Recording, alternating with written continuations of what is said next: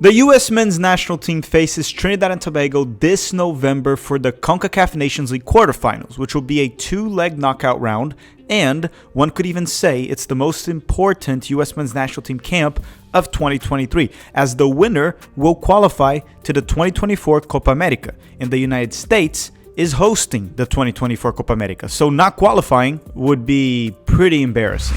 The matches will be played November 16th and November 20th. However, the roster should be out soon. So today, we are going to try to predict the U.S. men's national team November roster.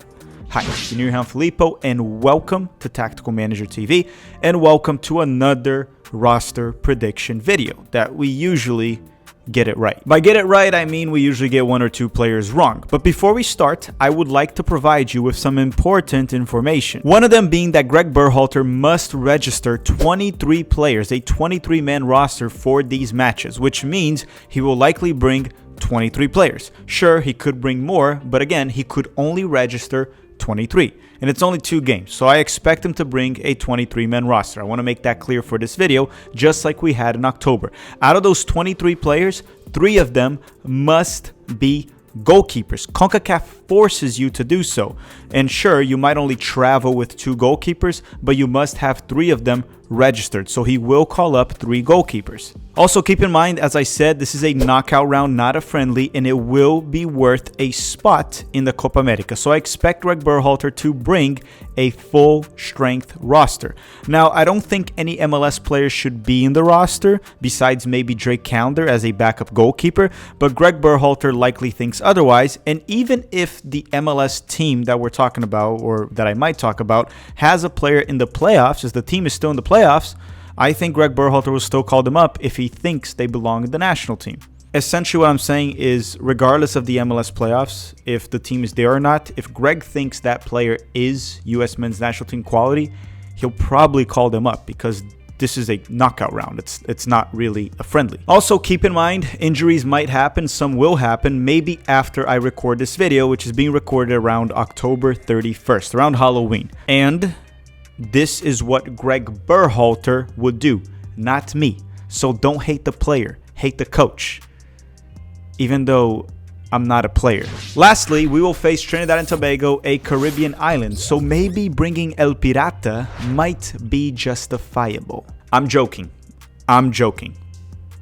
Or am I?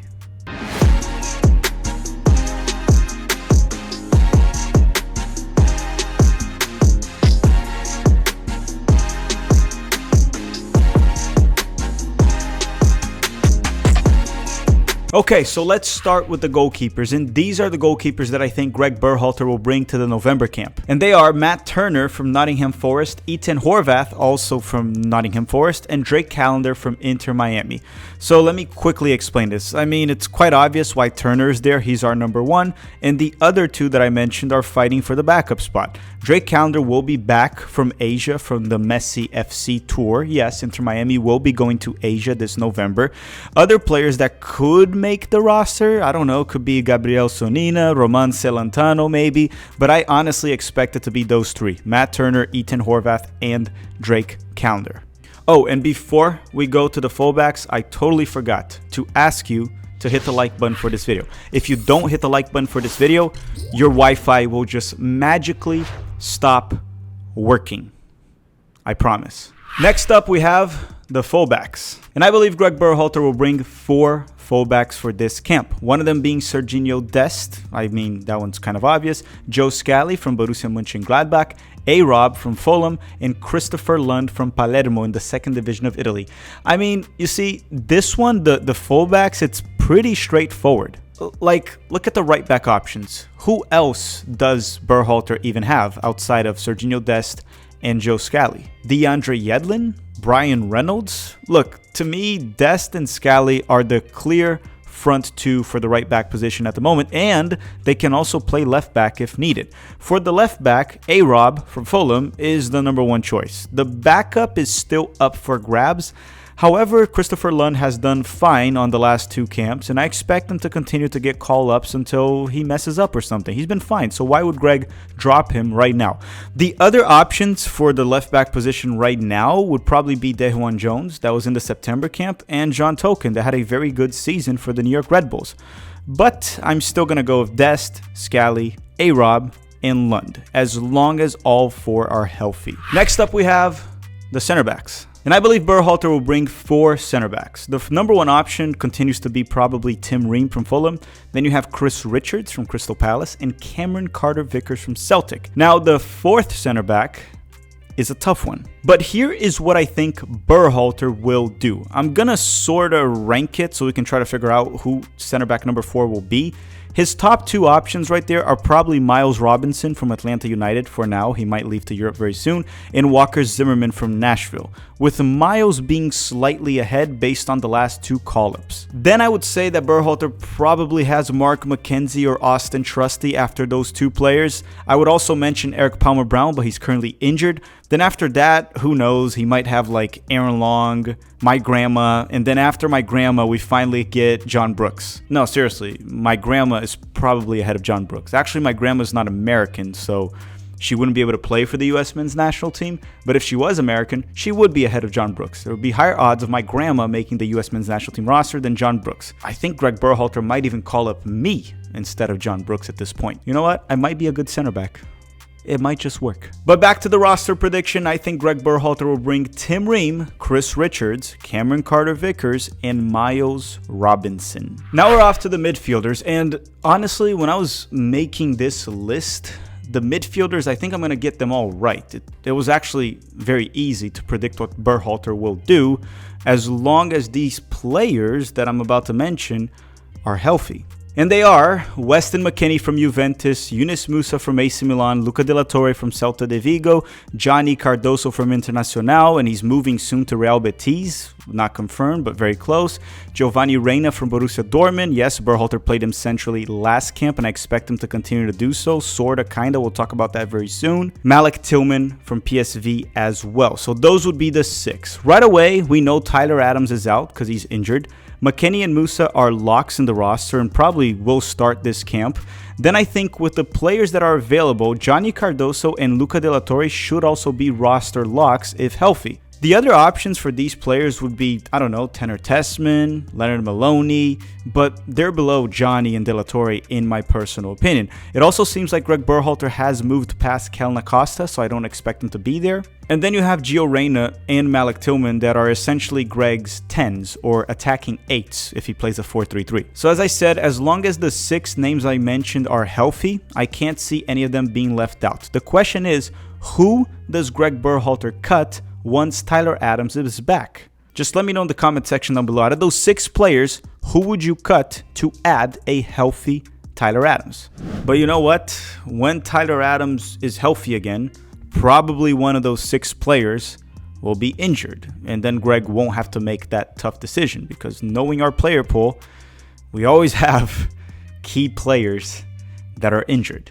Now let's go to the wingers, and I'm going to give you the 4 wingers that I think he'll bring, and then let me explain before you say, why isn't that guy there? Well, maybe he's injured. I'll talk about that. So let's go to the list. The 4 wingers that I think he will bring are Christian Pulisic from AC Milan, Brendan Aronson from Union Berlin, Kevin Paredes from Wolfsburg, and Alejandro Zendejas from Copa America. In this section of the video, the wingers was actually the trickiest one to predict for a few reasons. One, Timothy Weah is injured and confirmed to be unavailable, so we immediately have to replace him. Then you have Christian Pulisic that is actually dealing with a minor injury at Milan during the time of this recording. He's expected to be healthy by then, but you never know with Christian Pulisic. Then we got Brendan Aronson that has been in awful form lately, and getting dropped should be a topic of discussion, but I think he'll make the roster. Kevin Paredes made it to the last camp, and if anything, his playing time has been going a bit up in the Bundesliga, so why wouldn't he be on this camp then? Lastly, we have a battle between Alejandro Zendejas and probably Taylor Booth. That's because I'm assuming Greg Berhalter has officially moved on from Paul Riola and Jordan Morris, which I think he has. And I believe Zendejas has the edge here. He has been in good form for Copa America recently, and during the last camp, Zendejas was actually called in to replace an injured Malik Tillman. Sure, maybe Zendejas was the choice because Taylor Booth was with the Olympic roster at the time, but I don't know. I think Greg will bring Alejandro Zendejas. I would personally bring Taylor Booth over him, but I'm not the coach. This is Greg's video, not mine. It's Greg's prediction video. It's not my roster specifically, so my opinion doesn't really matter. Oh, and I do want to say one thing. Since Tim Weah is out, don't be surprised if we see Gio Reyna playing on the wing this camp. I think there is a legitimate possibility that might happen. I do also want to add that anyone that is saying Luca Coleocho from Burnley should be in this roster, sure, I'd love to have him in the roster, and I'm pretty sure Greg Berhalter will reach out. But it really depends on whether or not he's ready to commit, and I can't really predict that. So if it happens, cool. If it doesn't, we got to move on from it. Essentially, what I'm doing here is I would want to have Coleocho in this roster, and I think Berhalter will try to call him up. But I can't really do a prediction video based on what Berhalter thinks and add Coleocho, which depends on what Coleocho thinks. Will he commit to the US men's national team? If he says yes, he must file a one-time switch from Italy. So I don't think Coleocho will commit right now. Last but not least, we have the center forwards, and I think Berhalter will bring Balogun and Pepi, just to make that clear right away. So let's talk about it very quickly, and hopefully you smashed the like button a long time ago in the video, otherwise your Wi-Fi dropped and you didn't make it this far into the video. And you see, very quickly, I think only Josh Sargent can challenge Pepi for that spot as the backup of Balogun. And despite Jesus loving to beat up Caribbean islands, I doubt he'll make this roster. Then after that, the options are what? Brendan Vasquez, Pifok, Haji Wright. I don't think any of them have a shot over Sargent, Pepi, or Balogun. So if Pepi and Balogun are healthy, they'll be there. And no, Orlando City fans, like myself, I am an Orlando City fan, Duncan Maguire is not US men's national team quality. And hopefully out of all the players I mentioned, I got 23 players. I hope I counted it right. And let me know your thoughts in the comment section down below. Who would you bring for this camp? Do you agree with my prediction? Do you think that's what Berhalter will do? To be fair, ever since Berhalter has been back for September and October, the rosters have been mostly pretty damn good, which was a major issue during the last cycle.